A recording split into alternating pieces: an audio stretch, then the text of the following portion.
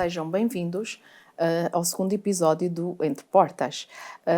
Hoje o meu nome é Teresa Pinto, eu sou intermediária de crédito e tenho connosco o meu amigo Orlando Carvalho, diretor do balcão do Santander da Alberto Sampaio. Olá, boa tarde, Boa Orlando. Tarde. Antes de mais, obrigado pelo convite. Okay. É sempre uma honra poder participar para mim nestes também. eventos. Ok. E vamos começar aqui a falar um pouco sobre o crédito de habitação e sobre a garantia pública, que o Orlando é uma mais-valia para nos poder ajudar a compreender esta nova orientação, e daí começar-lhe aqui a fazer-lhe já uma pergunta.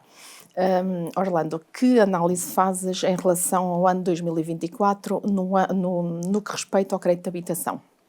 2024, e falando mais propriamente de Santander, foi um bom ano em termos de crédito de habitação. Foi um ano muito alavancado ainda com transferências de créditos face às subidas das taxas Euribor, onde os clientes procuravam reduzir prestações e alguma estabilidade.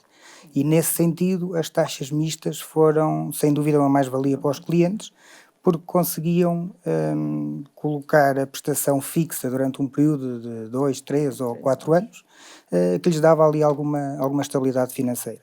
No final do ano de 2024, último trimestre, notámos já uma inversão na tendência e mais procura pelas aquisições, nomeadamente já muita procura pela garantia pública do Estado. Não estava ainda em funcionamento, mas já estava divulgada e já havia muitos clientes a procurar. Naturalmente que estes números que conseguimos alcançar tiveram também a ajuda dos nossos parceiros, dos intermediários de crédito, que nos enviam os processos para nós podermos analisar e avaliar e falar com os clientes, e sem dúvida foi aqui uma mais-valia também para a instituição. Ok. Qual o perfil do cliente que mais vos procurou para aceder ao financiamento? Eu não identificava um perfil específico, porque nós somos procurados por os mais diversos clientes, desde clientes com rendimentos mais baixos, outros com rendimentos mais elevados. Aqui o denominador comum entre eles, na sua maioria, é mesmo a procura de crédito para a habitação própria permanente. Fazemos também, naturalmente, a habitação própria secundária para investimento, mas o grosso da procura no crédito de habitação é a habitação própria permanente.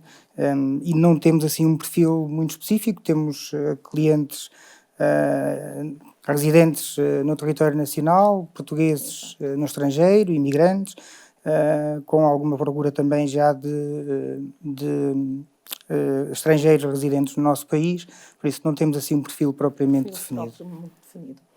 Tiveram muitas solicitações de clientes estrangeiros. Quais as diferenças no acesso ao financiamento por parte de um cliente estrangeiro no que respeita ao crédito de habitação e o português imigrante? Bem, aqui é preciso, antes de mais, a diferença está nos montantes de crédito e na relação financiamento-garantia, ok? Enquanto que um português residente no estrangeiro, se quiser contratar um crédito de habitação, tem as mesmas normas, as mesmas regras que qualquer português residente em território nacional. Ou seja, tem acesso a 90% do valor da aquisição, com 85% do financiamento de garantia, do LTV. Ou seja, o imóvel tem que estar com uma avaliação em 85%. Estes 85% sobrepõem-se sempre ao valor da aquisição, aos 90%. E, naturalmente, quer num caso, quer noutro, tem que cumprir os rácios de taxa de esforço do Banco de Portugal. No caso dos clientes estrangeiros, mesmo residentes em Portugal, a grande diferença é este rácio de LTV, de financiamento de garantia, que em vez de ser os 85%, passa para os 70%. Ora, se um imóvel for avaliado em 100 mil euros, o cliente não consegue os 90 mil euros comuns de um outro cidadão, mas só consegue os 70 mil euros por força da avaliação do imóvel. Pronto. Relativamente à procura por estrangeiros, efetivamente ela tem crescido muito, também fruto da imigração que se vem sentindo no nosso país, e que nem sempre é fácil nós conseguirmos chegar ao desejo do cliente, que é ter um crédito para comprar uma casa. Isto porque grande parte dos clientes estrangeiros que nos procuram são clientes que são residentes em Portugal há menos de um ano, que em termos de contratos de trabalho são contratos de trabalho a termo, não são efetivos, e isto naturalmente em qualquer instituição de crédito não é fácil conseguirmos aprovar estas operações. Temos exceções à regra, naturalmente, mas é sempre mais difícil de aprovar, não só por ser estrangeiro, ou não diria por ser estrangeiro, mas com qualquer cidadão nacional, português, o facto de trabalhar, ter um contrato a termo certo, também cria aqui algumas dificuldades, e por isso a grande dificuldade é mesmo a parte do contrato de trabalho. Sim, a grande dificuldade é mesmo a questão do contrato de trabalho. Ok, está bem. Quais são as principais dificuldades que vocês vão encontrando nos processos de crédito de habitação? Tirando a parte da dificuldade de o cliente nos entregar a documentação toda no momento em que nós pedimos, e que vocês também devem sentir essa dificuldade, se calhar até mais que nós, porque tem que ter a documentação do imóvel toda pronta, e sabemos que é a conta-gotas. Isso é uma dificuldade, mas que vamos ultrapassando. Sentimos outra, não lhe chamaria dificuldade, mas aqui alguma adversidade, que é os clientes quererem um financiamento para a aquisição de um imóvel acima das suas capacidades financeiras. Não têm muito bem a noção, é verdade. Não têm. Não é? Ou seja, a minha primeira abordagem também o meu amigo comprou uma vivenda com piscina de 400 mil euros, eu até trabalho na mesma empresa que ele, e acho que também posso comprar uma. Não. Nós temos que inicialmente perceber qual é a nossa capacidade financeira. Temos que ter consciência de que estamos a fazer um financiamento que não é para 2 ou 3 anos, é um financiamento a 30 ou 40 anos. E que durante este período vamos ter momentos em que vamos pagar prestações mais elevadas, devido a subir das taxas de juros, prestações menos elevadas, mas que no momento zero temos que estar preparados para conseguir suportar uma prestação mais elevada caso aconteça. E essa acho que é uma das grandes dificuldades que nós vamos tendo, fazer muitas vezes ver aos clientes de que não tem capacidade financeira para comprar aquele imóvel e tem que comprar um outro imóvel. Naturalmente que todos nós gostaríamos, se calhar, de ter uma vivenda com piscina, mas também temos apartamentos e temos que ter essa opção. E aí o vosso trabalho também enquanto consultores imobiliários, acho que é fundamental, na medida em que na procura do imóvel, que devem logo orientar para os imóveis que estejam dentro da capacidade daquele cliente. E acho que estou a fazer muito esse trabalho agora, porque os consultores, para não irem criar expectativas, está a acontecer, eu dou esse conselho aos consultores. Porquê? Porque assim o cliente cria expectativas e assim começamos ao contrário. Sim, eu, por norma, agora começo a ver a viabilidade e depois o consultor, procura com ele o imóvel que mais se adapta dentro dos valores eu acho que vocês depois me transmitem. Eu acho que faz todo o sentido ser assim, porque quando o cliente depois já vai à instituição bancária procurar o financiamento, já tem ali uma orientação, já sabe mais ou menos quais são os valores que consegue em termos de capacidade financeira e, acima de tudo, é isso, não cria ilusões para imóveis que não estão ao seu alcance. E por isso mesmo acho que é fundamental esse vosso trabalho.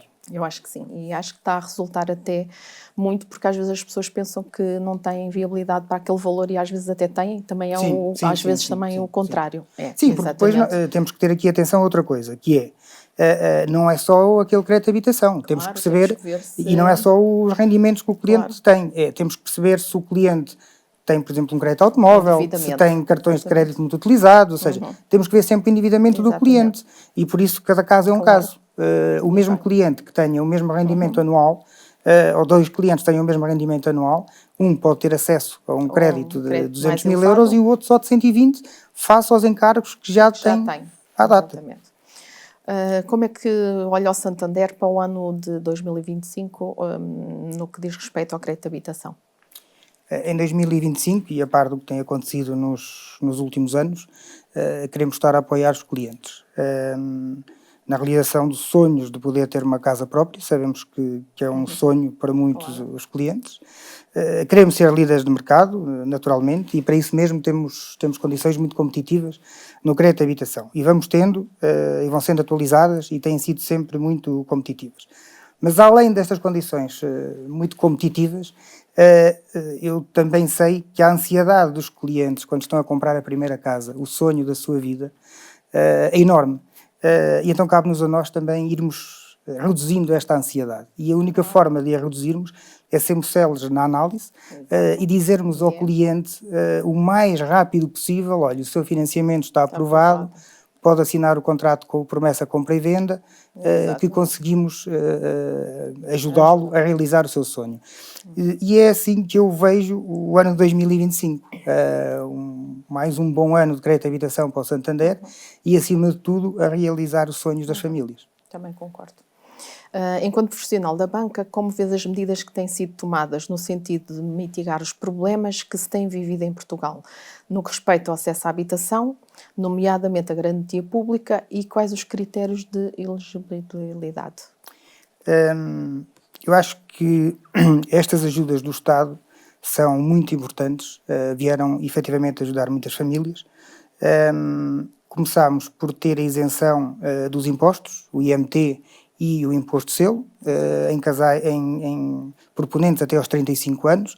Salvaguardar aqui que, neste caso, se houver se for um casal e um dos membros do casal tiver mais que 35 anos, tem 50% na mesma do benefício, desta redução do imposto, naturalmente que de acordo com as regras impostas, nomeadamente o valor do montante da habitação a adquirir.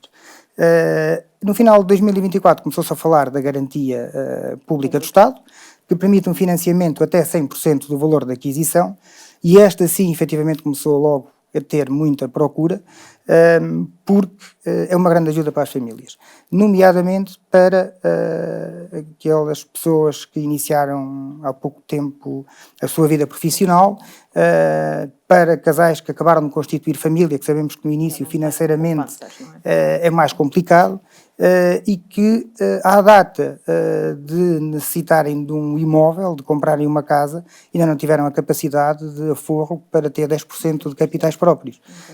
E nesse sentido, acho que esta medida é mesmo uma grande ajuda para os clientes. Esta medida, em termos de garantia de Estado, não difere um pouco da isenção dos impostos, nomeadamente em termos de idade dos proponentes. Enquanto que na isenção dos impostos, se houver um proponente que tenha mais de 35 anos, é 50% de isenção. No caso da garantia pública do Estado, ambos têm que ter menos de 35 anos, ou até 35 anos. Se houver um que tenha 36 anos, por exemplo, a garantia do Estado já não se aplica. Ok? E depois, entre outros requisitos que é necessário cumprir, nomeadamente não pode oferir mais do que o 8º escalão do IRS, entre outros, mas que é uma medida, a meu ver, das mais interessantes, porque permite aqui a jovens até aos 35 anos e em início de vida conseguirem ter casa própria, e sabemos bem que o mercado de arrendamentos também está com rendas muito elevadas e muitas vezes a prestação que pagam ao banco é inferior à renda que pagavam a um proprietário. É um proprietário, exatamente, ok. Na tua opinião, que tipo de cliente poderá beneficiar mais desta medida? Também já respondestes. Eu acho que o que o decreto-lei diz é que todos os clientes até aos 35 anos podem beneficiar. Eu sou da opinião que quem não tem necessidade de utilizar esta medida, que não a deveria utilizar. Porque, efetivamente, temos já muitas pessoas que com 25, 26, 27 anos e que já têm capacidade de aforro e que já têm poupanças e que têm e conseguem facilmente ter esses 10% para o crédito habitação. E ao utilizar sem necessidade, estamos a consumir plafond, que a garantia pública tem um plafond, estamos a consumir esse plafond, e o que acontece é que futuramente podemos estar a inibir esta garantia de quem efetivamente precisa. E por isso, eu acho que ela deveria ser utilizada sim por quem tem mesmo necessidade. Claro. Quem não tem essa necessidade deveria rever esta utilização. Até porque há aqui às vezes alguma confusão entre a ajuda que o Estado está a dar em termos de financiamento com o benefício que o Estado está a dar. Ora, o Estado está a dar uma ajuda, não está a dar um benefício. Porque o que o Estado faz é prestar uma garantia aos bancos para poderem aprovar o financiamento a 100%. Que é diferente de lhes dar 10% ao contribuinte. Não. Nós, ao fazermos o financiamento a 10%, o cliente está a pagar juros sobre o montante total do financiamento. E há muitas pessoas que estão equivocadas quanto a isso, que acham que estes 10% que é um benefício que o Estado dá e que nem juros pagam. Não, o cliente paga o financiamento na sua totalidade. A diferença é que, em situações normais, teria que ter os 10% de capitais próprios. Nesta situação, não tem que ter os 10%. Além disso, a garantia pública ajuda noutro sentido. Enquanto que num crédito normal, como eu disse há pouco, o LTV são 85%, na garantia pública do Estado podemos ir até 100% do valor da avaliação.